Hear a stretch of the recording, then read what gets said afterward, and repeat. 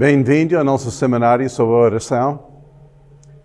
Muitas pessoas têm perguntado acerca de como é a melhor forma de orar.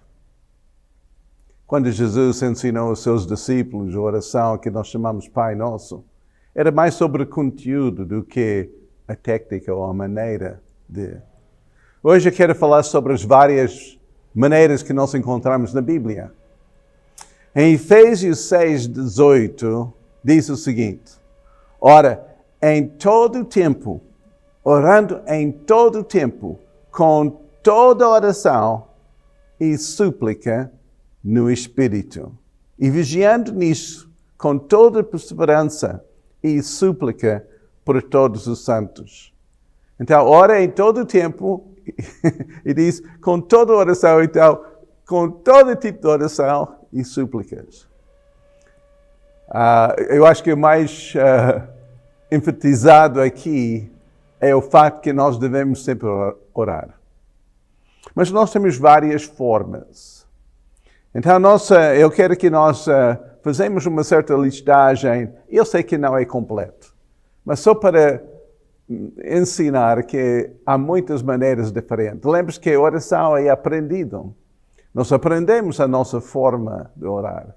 Eu tenho estado em igrejas que todos oram da mesma forma. Vai para outra igreja, é diferente, né? Porque tudo é ensinado. Então, eu quero somente mostrar na Bíblia, porque essa deve ser a nossa referência, mais do que a nossa cultura, mais do que a denominação que nós pertencemos. A Bíblia deve ser a nossa referência. Diz aqui em 1 Timóteo 2:8, ora, pois que os homens orem em todo lugar, levantando mãos santas e nunca desfalecer. Então, é aquela levantar as nossas mãos. Pode ser assim, pode ser assim, pode ser assim. Não há bem uma forma certa, mas pelo menos Paulo diz que é uma maneira de orar, é com mãos levantadas. Em Atos 20:36, eles joelham-se, né, e oraram uns pelos outros. Então era de joelhos, e muitas pessoas têm essa como prática. Eu sei que o grande missionário da Índia, John Hyde, orou tanto, né, de joelhos, que perante no seu lugar secreto, o seu lugar de oração, havia marcas na madeira, onde ele passou tanto tempo de joelhos. Aquelas covas assim, né? Por causa de tanto uso, de tanta oração no mesmo sítio. Outra forma é em pé. Em 1 Crônicas 23:30, diz que para estarem cada manhã em pé, para louvarem, celebrarem, orarem ao Senhor. E depois à noite também. Em Esdras 10:1, temos outra forma. Orando Esdras assim, e fazendo esta confissão, chorando e prostrando-se diante da casa de Deus. Então ele orou assim, prostrando, com a cabeça no chão. É outra forma. Nós temos isso muitas vezes na Bíblia, principalmente quando há um mover de Deus, ou quando o Espírito Santo enche na sala, todos prostram-se perante o Senhor. Mesmo em Apocalipse, perante o trono, os anciãos prostram-se perante Deus. É uma forma de humildade, mas também de honrar a quem que nós estamos a orar. E depois em Atos 4:24 diz em voz alta. Alguns gritaram, outros choraram, outros, né? Mas todos levantaram as suas vozes perante o Senhor. Então em voz alta. Eles unânimes levantaram a voz a Deus. Depois nós temos em 1 Samuel 1:13, que Ana estava assim de arrasto, estava na presença de Deus, estava no templo orando e ela orou no coração, no seu coração falava. Então era para dentro. O sacerdote ali podia ver os lábios mexer, mas não estava a ouvir qualquer som. Ela estava a orar de dentro. A Bíblia diz que o seu coração falava. Deus também consegue ouvir quando é mesmo dentro de nós que nós oramos. Pode ser também a passear. Eu gosto desse tipo de oração. Eu gosto de andar assim, para cima, para frente, para baixo. Né? Eu gosto de fazer passeios de oração. Uma vez nós organizamos entre várias igrejas um passeio e nós fomos da parte mais sul do país até a parte mais norte, da parte mais leste para a parte mais oeste. E nós cobrimos Portugal em oração. Cada pessoa, ou grupo de pessoas, tinha de caminhar 5, 6 quilómetros, às vezes 10 quilómetros, orando. E depois foi dividido, todo o país foi dividido. E fizemos isso num sábado. Num sábado de manhã, cobrimos toda a terra, né, de norte ao sul, de leste ao oeste, em oração. Passeios de oração. É outra forma. Temos isso em Josué, capítulo 1, versículo 3, onde planta não se pode pisar, né? Deus tem-nos dado. Então é uma forma de possuir a terra, declarar a vontade de Deus sobre a terra. Então há muitas formas que é importante que saia do nosso coração. Que é importante o conteúdo. E durante este curso nós vamos falar sobre o conteúdo da oração. Como os vários tipos de oração. E como nós podemos aplicar isso na nossa própria vida. Pois a outra pergunta que eu tenho recebido é: quando que eu devo orar? Porque muitas pessoas oram quando está aflito. Quando parece que eles precisam de orar, né? Porque está com um problema grave e precisa da ajuda de Deus. Mas Deus não é nosso criado, não é somente um auxílio assim nos momentos difíceis. A oração é a nossa comunicação com Deus e deve ser a nossa prática diária. Em 1 Tessalonicenses 5:17 diz o seguinte: orai sem cessar. Agora essa é outro problema, sempre ora. Né? Então essa é o desejo de Deus. Como é possível de sempre orar? Né? Nós vamos falar sobre isso mais nas outras lições, mas o que é importante é que a nossa cabeça está sempre em conversas, não achas? A nossa mente, mesmo estamos a falar a nós mesmos, né? Estamos em pensamentos sempre ativos, sempre a falar. No nosso tempo assim consciente, que estamos acordados, a nossa mente está sempre a dizer alguma coisa. A mesma coisa quando nós inclinamos a nossa mente a Deus. Quando nós meditamos na Sua palavra e as palavras da nossa boca são agradáveis ao Senhor. Então é como nós entramos nesta comunhão com Deus dia após dia. Mas em áreas específicas, nós temos exemplos. Em Salmos 88, versículo 13, diz: eu, porém, o Senhor, aclamo a Ti de madrugada e envio a minha oração. Então, David levantou bem cedo, talvez antes de amanhecer, antes de nascer do dia, na madrugada, ele orava. Também diz pela manhã, em Salmos 5:3, pela manhã ouvirás a minha voz, ó Senhor. Pela manhã me apresentarei a Ti e vigiarei. Então, essa prática de começar o nosso dia em oração é algo importante. Tudo começa, talvez, como disciplina. Ninguém gosta de disciplina. Ninguém gosta de acordar cedo. Mas quando nós começamos a criar uma prática de entregar o nosso dia ao Senhor, que nós ordenamos primeiro os nossos passos perante o Senhor, envolvendo Deus na nossa vida logo de manhã, a nossa vida é diferente. Nós temos aqueles encontros divinos, nós vemos Deus envolvendo na nossa vida todas as horas, todo o tempo. E depois nós temos também que era à noite. Jesus separou-se muitas vezes, subindo ao monte, ou afastando-nos das multidões para orar. E em Lucas 6:12 diz que ele passou a noite em oração.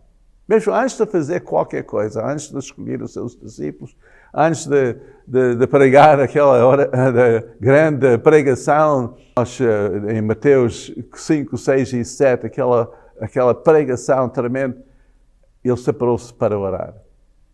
Antes de fazer tudo, dizem em Timóteo, antes de tudo, oramos. Então, Jesus praticou isso, e se nós vamos seguir Jesus, então nós devemos também seguir como ele deu uma prioridade ao sempre com o seu Pai em oração. Antes de comer, nós temos isso em 1 Timóteo 4:5, diz, porque pela palavra de Deus e pela oração, a comida, a nossa refeição é santificada. Vocês têm essa prática de orar antes de comer? Muitos não têm, mas é algo importante. Quando nós reconhecemos, antes que nós tomamos a nossa refeição, reconhecemos que Deus é a fonte e nós damos graças por aquilo que nós temos recebido. A Bíblia diz que é santificado, é purificado. Depois nós podemos fazer aquela pergunta, mas onde é o melhor lugar? Porque muitas pessoas também só oram quando estão na igreja, quando estão na congregação. Mas a oração é a nossa comunicação com Deus e deve ser praticada em muitos lugares diferentes. Em Mateus 6, nessa pregação, quando ele diz, quando orares, ele não diz se, porque não é algo de vez em quando, não, é algo que nós fazemos regularmente, não é? Uma prática, um estilo de vida. Diz, quando orares, não é? Entra no teu aposento, esse aposento é a tua casa. Entra na tua casa, fecha a porta, não é? Encontra aquele lugar secreto, aquele lugar só perante Deus. Porque quando nós estamos num grupo, muitas vezes estamos mais conscientes dos que estão aqui juntos conosco. Queremos apresentar uma melhor imagem da nossa espiritualidade. Às vezes é mais fingido do que real. Mas quando nós estamos assim nesse lugar secreto, é só Deus e eu. Na realidade. Deus nos aceita como nós somos. E quando nós chegamos a Ele em sinceridade, sem aqueles títulos, aquelas aparências, aquelas coisas que nós queremos que as outras pessoas conheçam acerca de nós. E estamos somente perante Deus como filho, como filha, em um lugar precioso. Então essa é onde tudo começa, na nossa vida particular. Salmos 63, versículo 6, Davi diz, quando me lembro de ti na minha cama e meditar em ti nas vigílias da noite. Quantos de vocês acordam de noite? A minha esposa acorda muitas vezes de noite. E ela passa muitas horas em oração durante a noite. Porque cada vez que ela acorda, ela interpreta isso como uma chamada de Deus para falar com ela. Da noite, naqueles vigílios da noite, quem sabe aquilo que está a acontecer nos lugares celestiais quando nós obedecemos o Senhor e começamos a orar naquelas horas interrompidas, aquelas horas especiais da noite, na nossa cama. Não tem que estar na igreja, não tem que chegar a um lugar assim mais santa, pode ser mesmo na nossa própria cama. Também dentro da prisão. Pedro orou quando ele foi preso. Paulo e Silas oraram, cantaram quando estavam presos. E Deus respondeu. Não é? Então, mesmo em situações complicadas, em situações em que não há outro lugar, nós estamos ali prendidos numa cama do hospital, numa cama de uma prisão, numa situação em que nós provavelmente não queremos estar. Mas esse lugar também é o lugar da oração. Deus nos encontra em qualquer sítio. Depois a congregação. Quando 2 ou 3 são reunidos, a Bíblia diz que Jesus está no nosso meio. E quando 2 ou 3 concordam acerca de qualquer coisa, vem a resposta logo. Deus tem algo especial quando a congregação ora. Está juntos. E essa congregação não tem que estar num sítio consagrado que nós chamamos de igreja, porque a igreja não é o prédio. A igreja é o corpo de Cristo. Então, onde a igreja se reúne, onde a congregação, né, se juntam, deve ser a casa da oração, um lugar especial. A igreja fazia contínua oração, diz em Atos 12, versículo 5. Contínua oração, e essa, neste momento, está a ser praticada por muitas pessoas à volta do mundo. Aquele tempo de 24/7, tempos de oração, escalas assim, separadas, em que a igreja está sempre em oração. Faz também sozinho, essa é importante. Não reserva oração para quando está com alguém. Mesmo entre os casais, é importante orar juntos como casal. Mas é importante também sozinho. Porque Deus encontra-nos quando nós estamos sós. Era tanta a prática dos discípulos que nós encontramos várias referências na Bíblia em que as pessoas crentes subiram ao templo. E o templo não era a igreja. Era o templo judaico, um templo assim, em que ainda tinha sacrifícios e outras práticas da religião judaica.